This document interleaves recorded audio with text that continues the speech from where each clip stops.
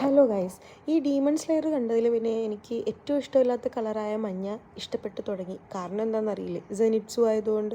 ജെനിറ്റ്സു എന്ന് പറയുമ്പോൾ തന്നെ എനിക്ക് ആദ്യം ഓർമ്മ വരുന്നത് മഞ്ഞയും ഓറഞ്ചും കലർന്ന ആ ഒരു ഫ്ലെയിം ബോയിൻ്റ് ആയിട്ടുള്ളൊരു കളറാണ് കേട്ടോ. ഫ്ലെയിം ബോയിൻ്റ് എന്ന് പറയുമ്പോൾ നിങ്ങൾക്ക് വേറൊരു ക്യാരക്ടറിനെ ഓർമ്മ വരും, രംഗുക്സാൻ. എന്തായാലും അത് കിടക്കട്ടെ. എനിമെ ഫാനിന് ഞാൻ ഈ പറയുന്നതൊക്കെ മനസ്സിലാവും. എന്തായാലും ഇന്നത്തെ കേക്ക് എന്ന് പറയുന്നത് നമ്മൾ ആ ഒരു തീമിലാണ് കേട്ടോ ഉണ്ടാക്കുന്നത്, അതായത് കളർ തീമിലാണ് ഉണ്ടാക്കുന്നത്.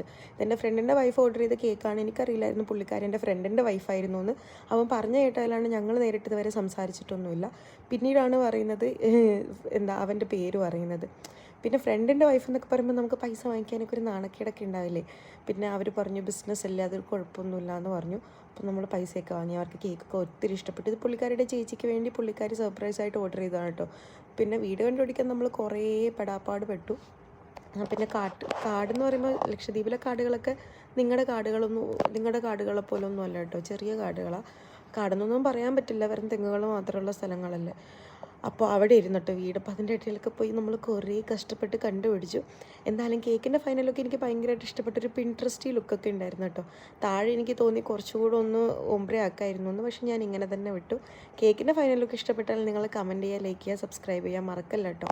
അപ്പോൾ ഇന്നത്തെ കേക്കിൻ്റെ വിശേഷം ഇത്രയേ ഉള്ളൂ. നാളെ വീണ്ടും ഒരു കേക്കായിട്ട് കാണാം. ബൈ.